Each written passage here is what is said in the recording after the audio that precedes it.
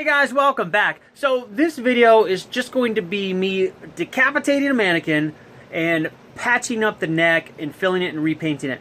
Now the steps I do in this video are going to sort of fill in for the end steps on the previous mannequin video that I started.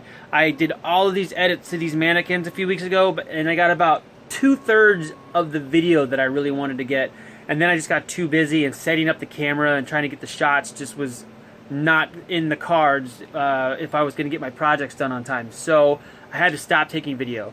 But what I'm going to do is take that previous video and I'm going to put it all out up to the point where I couldn't tape anymore, where I couldn't record anymore, and then I'll refer back to this video for the finishing, because it's basically the exact same steps. I just patch it, sand it, prime it, fill it, that's it. So you'll see me do those steps here, and I'll get those other videos up as soon as I can. There's a ton of clips. I gotta kind of edit them together, so as quick as it is possible. But anyway, these are the basic steps. This is pretty easy. See you guys soon.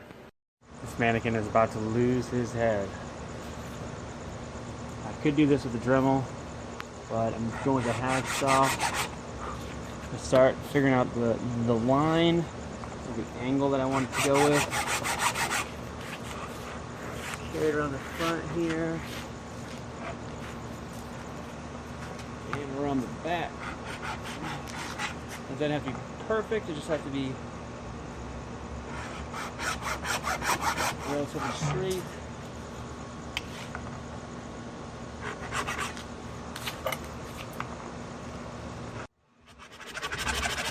I'll clean up the sander.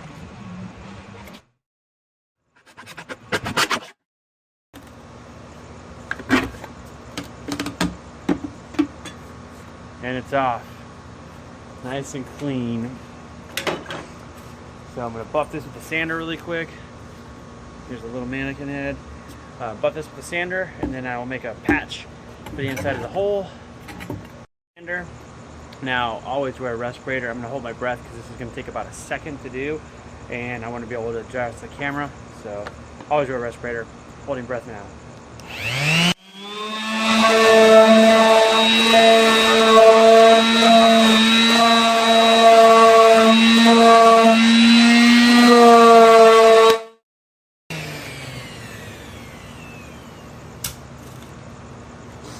That should about do it.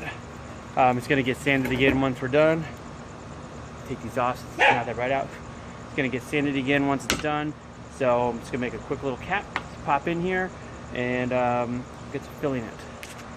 Alright, so I've cut a little piece of styrofoam here, which I'm going to put in here to hold everything in place. I'm using the styrofoam because it expands a little bit, so it kind of will stay in there. And then I'm going to top it with a little piece of cardboard, which is basically just going to sit in there about 1/8 of an inch down, like this. You can see there's a little bit of leftover on the sides. And the reason I'm using both is because the cardboard will fall inside really easily, but the styrofoam expands enough to hold it in place. So I'll put the styrofoam in, then I stick the cardboard on top, and the cardboard is going to buffer the styrofoam from being exposed to too much of the resin, because the resin will eat the styrofoam. So that's the little patch. I'm mixing up a quick batch of resin in the wrong cups. Don't use these cups. These cups will be eaten, but I will be using this so quickly that it will not matter. I'm going to patch some of this mud into the top of the head here, into the top of the neck. And once I get this established, I may stick a piece of fiberglass cloth right on top of it, if it even needs it. This actually, I may have mixed enough to patch this whole thing. We'll see.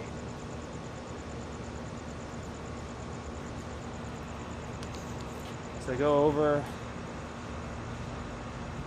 just like this. This may be enough. I might not even need to use the fiberglass cloth on top of this.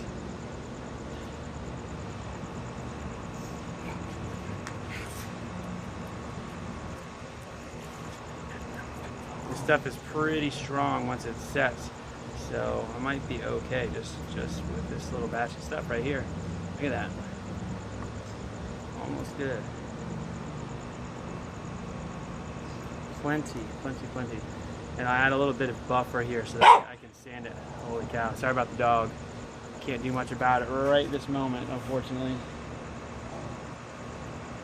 Make sure I got enough overflow that when I sand, I don't dig a hole through this thing. Now this is my mix with the Smooth On Urafil 11 and polyester resin. You can see it's pretty easy to sculpt it into shape. I'm probably only used like two ounces of fiberglass polyester resin in this batch. This will be cured in probably 15-20 minutes tops. But I'm going to give it overnight before I sand it because it's starting to get dark, as you may be able to tell.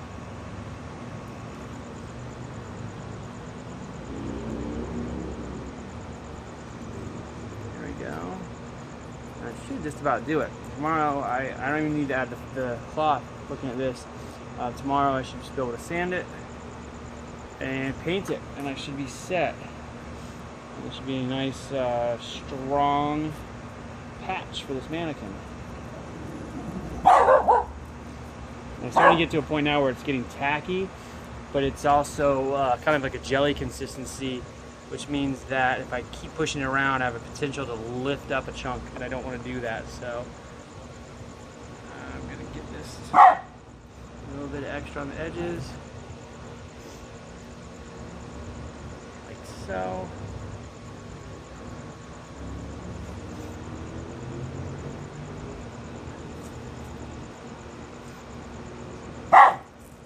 Hopefully that will get it set.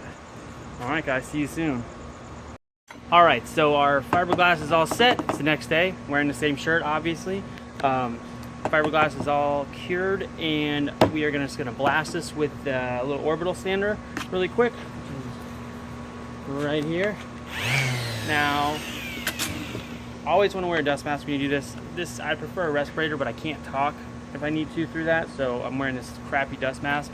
And also wear safety glasses, because these things are great. See that? Won't forget it. I'm just gonna have to go old school style, hold it with one hand. Safety glasses, and we're just gonna blast this really quick here. I think this sanding pad is old. Alright, new sanding pad is a little bit finer, but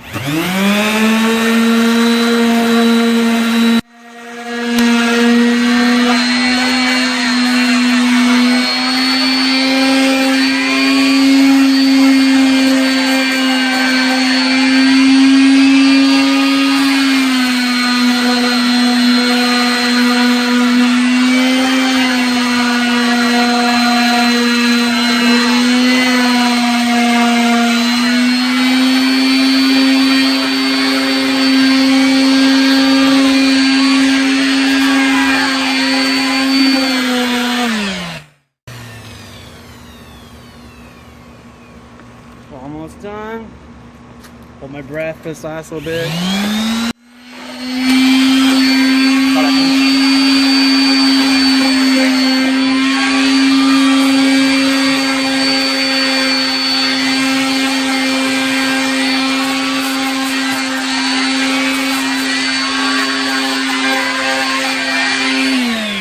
All right, good, our basics right there. Tiny little dots overflow, so it's pretty good.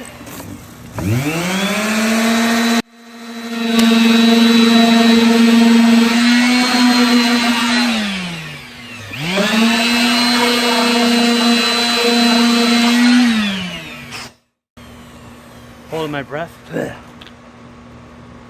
Almost done.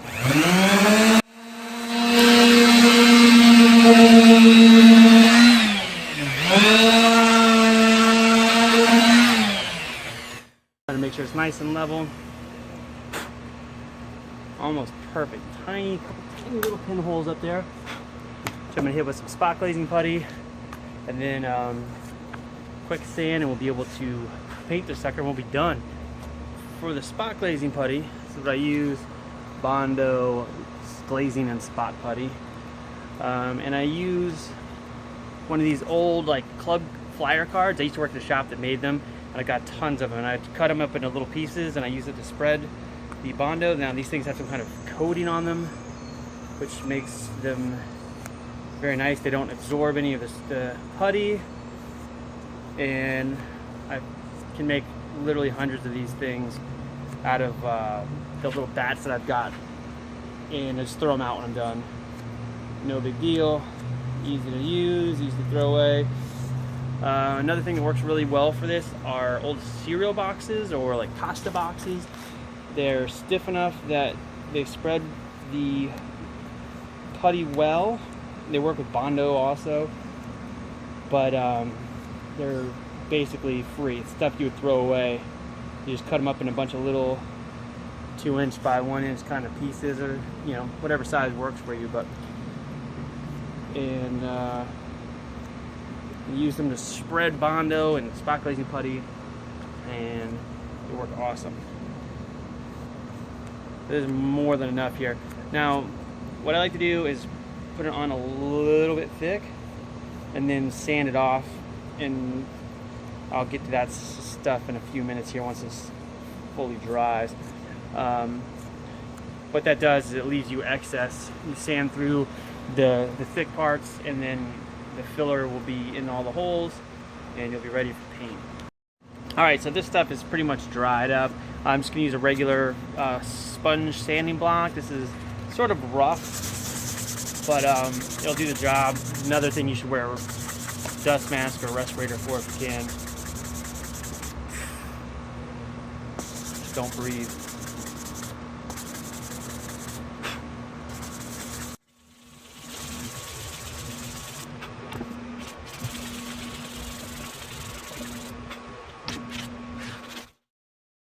This stuff sands super easily.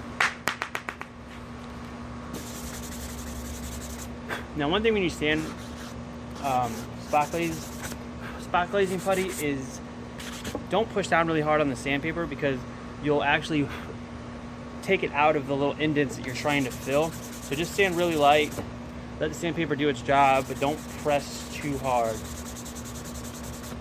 And that's going to give you a much better level of fill.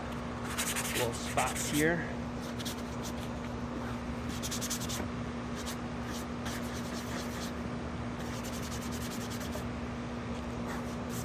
There. Now, as I mentioned, I think in a previous video, this same kind of technique would apply to any fiberglass kind of work you're doing.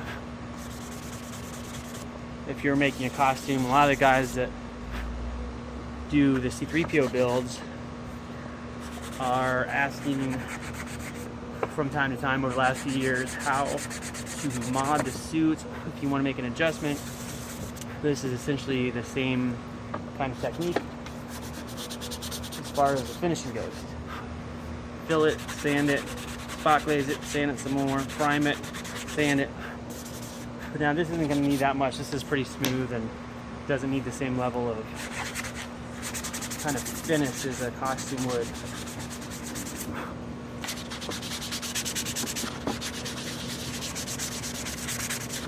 Just going to knock this down a little bit. Make sure I don't have any weird texture differences between the old and the new.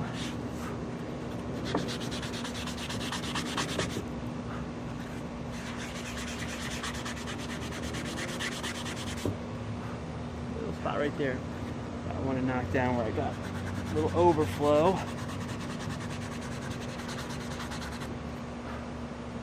Almost there.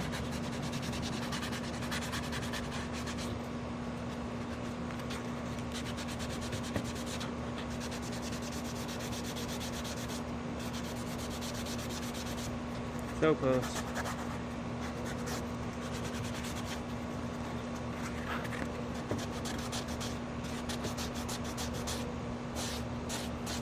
There we go.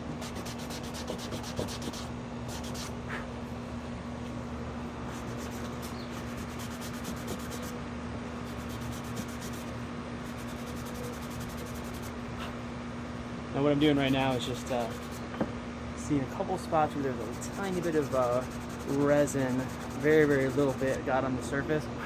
I'm just making sure that that is nice and cleaned off.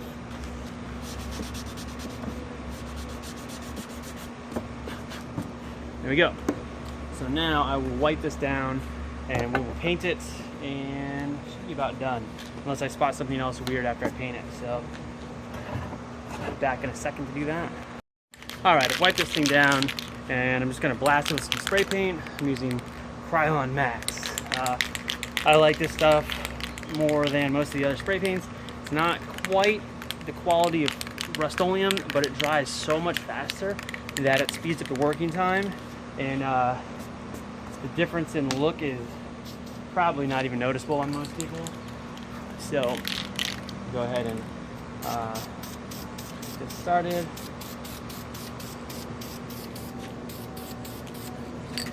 Short little bursts. I'm going to touch up a little bit. See, this mannequin was given to me a little bit beat up, so I'm going to do a little touch up on the top while I got the paint out so it sort of blends. And the mannequin has a little bit of a duller finish than what this paint has, and I don't feel like sanding the whole thing when I'm done to match, so I'm going to blend it, and it should be fine. It's going to be covered with clothes anyway, so should be fine. And the thing is, you don't want to go so heavy that you end up with drips.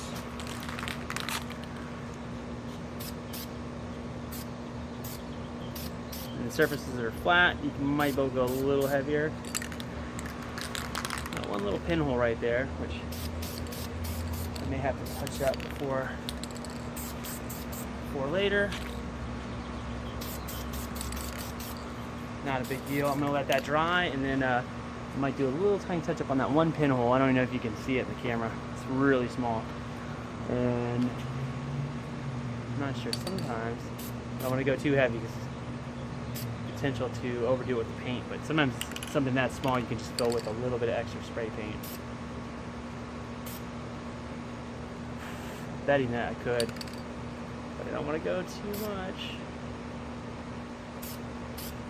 I don't want to go too far and risk making a drip, so I'm going to let that one sit, and then we'll be done. Basically, this is done. To fix that tiny little pinhole, I'm just going to repeat the last step that I just did with the spot glazing putty.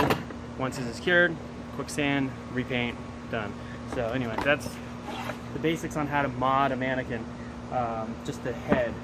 I also did some more where I modded the feet, and modded the feet, did some major mods to the torso. I took a video of that, and I'm going to refer back to this video for the finishing stages because those ended up becoming quite a rush toward the end because I was working on so many projects. So I videotaped the first 2/3 and didn't get to finish the end, but the finishing steps of what I had done in the previous video, which will be an upcoming video, Jesus, I don't know what I'm doing here, will be the same as this step. Now that pinhole has almost disappeared now just as the paint dries. So anyway, cool. Thanks for stopping by. I'll be back soon. I got so many things going on. Try to get it on video. See you guys soon.